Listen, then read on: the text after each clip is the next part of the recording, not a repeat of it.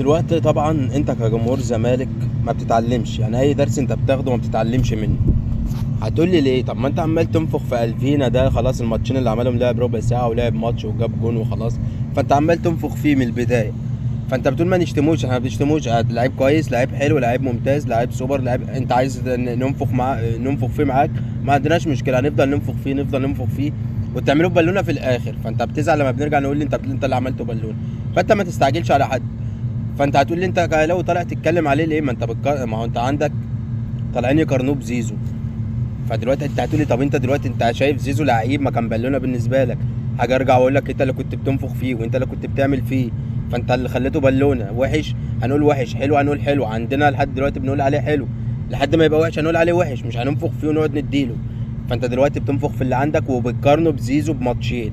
زيزو اللي قعد معاك 6 سنين وكان احسن لاعب في مصر، واللي وكان احسن لاعب في افريقيا، وكان الموسم اللي ما عملش فيه حاجه خالص كنت انت بترشحه احسن لاعب في افريقيا واحسن لاعب، واحسن من حسين الشحات واحسن من مصطفى شوبير واحسن، مع انه ما عملش حاجه الموسم ده، بس انت اللي قعدت تنفخ فيه، وانت اللي كنت بتقول عليه احسن لاعب في مصر واحسن لاعب في افريقيا. فهو خلاص وجالنا على الجاز ورجعت تشتم فيه.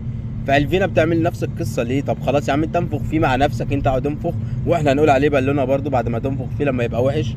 يعني هو حلو فاحنا بنقول حلو اهو، عادي مش هننفخ فيه. عندنا زيزو حلو مش هنقعد ننفخ فيه ايا كان يعني.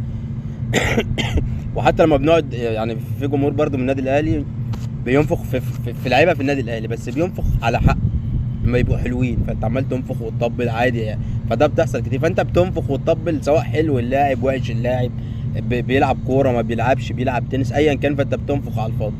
فالناس اللي طالعه بقى تقارنه بزيزو اللي قعد معاك 6 سنين، ف ف ف ف فده مش عيب بقى؟ فانت ولا بتفهم حاجه يعني، انت بتقارنه.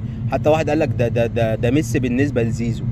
زيزو انت جايين تقتنعوا بقى بالكلام ده؟ احنا على فكره جايبين زيزو عشان يرفع علينا بس ويلعب لنا ضربات جزاء. واحنا جايبينه ليه؟ طب ما احنا عارفين ان هو واحد على واحد، مش اللي هو ان هو مش مهاري، ان هو مش عارف ايه، بس بيعرف يرفع كور. مش ده اللي انتوا عايزين توصلوا له؟ ان احنا خدنا زيزو البالون عشان هو بيعرف يلعب ان هو بيعرف يرفع الكور؟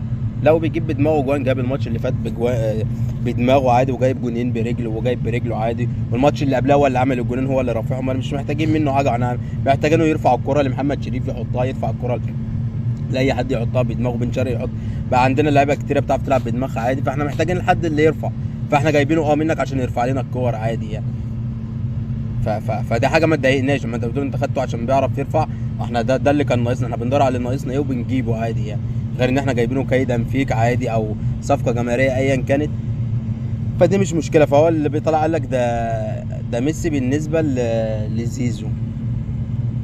ده واحد يجي واحد تاني، احنا خدنا بطار الاهلي من مودرن. تبص له كده، انت خدت بطار الاهلي من مودرن. هو مودرن كسبنا؟ طيب احنا تعادلنا معاه.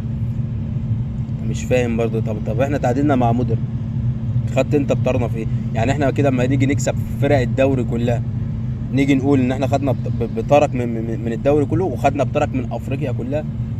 يعني عيب. حتى يوم ما بيراميدز كسبت سان داونز قعدت تقول بيراميدز وهي اللي بطل افريقيا وزعيم افريقيا وهي اللي خدت بطار الاهلي وهي اللي عملت فيه. ليه يعني؟ طب ما احنا واخدين بطار الدوري المصري كله من افريقيا كلها يعني، ومن اي فرقه عادي يعني. طب ليه تلحين وليه تلسين وليه؟ ما تخليك في فرقتك يا عم بصفقاتك وكمل بقى على المستوى بتاعك يعني. انت كسبت ماتشين وتعادلت ماتش يعني، ما عملتش حاجه جديده يعني زي اللي مصر عملوا، زي اللي بيراميدز عملوا يعني. عملت انت ايه؟ زي الاهلي عملوا، فاز ماتش وكسب ماتش، لسه الماتش الجوله الثالثه كان باي يعني. عملت انت ايه جديد؟ ما هو كل الفرق بادئه زي بعضها يعني. تيجي تبص للموضوع فتلاقيه غريب بالنسبه للزملكاويه يعني. خلاص ودخلنا في قصه تانية.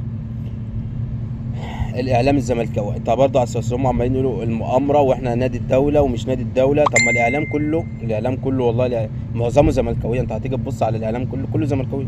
كله بيتكلم في قضيه الارض بتاعت الزمالك دلوقتي، كله متعاطف مع الزمالك دلوقتي، كله بيتكلم على صفقات الزمالك ان انتوا جايبين الناس رخيصه وناس مش معروفه قوي وخلاص، وهتبقى الفرقه حلوه، هتعملوا حاجه الدوري ده ومش عارف وحتى هتنافس. حتى بيسالوا سؤال، انت هتنافس على المركز الثاني طيب السنه دي؟ قال له لا، احنا على طول بننافس على المركز الاول. استاذ عمرو الدرديري يعني بيتكلم باسلوب يعني والله العظيم ما ينفعش يطلع على الشاشه. اصلا لما تيجي تلاقي على الاهلي يعني انت الكلام ده لما واحد مشجع عادي يطلع يقول على قناته اي حاجه، احنا خدنا بطار ده، نقعد ننكش في ده، احنا 2000 عندنا احسن من زيزو، واحنا عوضنا زيزو، وخدوا انتوا زيزو البالونه، وهو ما بيعملش حاجه زيزو غير ان هو بيرفع وخلاص.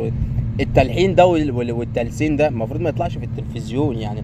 يعني عيب يعني ما يطلع في التلفزيون من ناقد رياضي. انت المفروض ناقد رياضي بتطلع تنقد الرياضه او تتكلم عن الرياضه بشكل عام، مش يبقى فريقك كله ماشي صح على طول والفريق التاني ماشي غلط على طول. طب ما انت عملت حاجه وحشه قول لي عملنا حاجه وحشه، الاهلي عمل حاجه حلوه قول لي الاهلي عمل حاجه حلوه. لكن لا، انت خلاص مصمم، انت خلاص بقت عقيده بالنسبه لك ان الاهلي ده خلاص نادي الدوله. واي يعني احنا خلاص خدنا الدوري ده، احنا هناخده ان شاء الله. هيفكر ازاي احنا خدنا الدوري ده؟ بالتحكيم ولا بتغيير لوائح؟ ما انت ما جيتش اتكلمت ان اللوائح اتغيرت عشان الاسماعيلي وعشان مودرن ولا عشان اي حاجه. لا، هي بتتغير عشان الاهلي بس. تيجي انت عليك انت التحكيم بيجاملك؟ لا ما بيجاملنيش، هو بيجامل الاهلي بس. الاهلي الماتش الاولاني اللي تعادل فيه في ضربه جزاء وفي مش عارف الجون اللي جه فينا فاول ايا كان، لا احنا ما بنغلطش. حسام حسن جمهور الاهلي غلط فيه، ازاي الجمهور ده ما توقفش زي جمهور الزمالك اللي شتم زيزو واهلي زيزو و...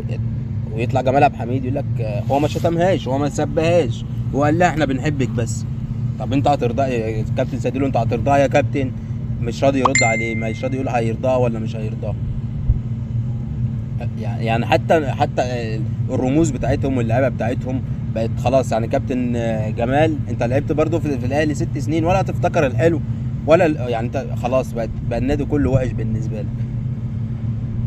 انا زملكاوي، يعني هو قالها ذات نفسه، انا زملكاوي ما ينفعش انتقد نادي الزمالك. خلاص طالع ليه؟ طب انت طالع عشان تنتقد النادي الاهلي، طالع ليه؟ خلاص ما تتكلمش، اقعد امدح في الزمالك زي ما انت عايز تمدح فيه وما تجيبش سيره الاهلي، سهله وبسيطه يعني. ونركز احنا بقى في الماتشات بتاعتنا ونشوف هنعمل ايه.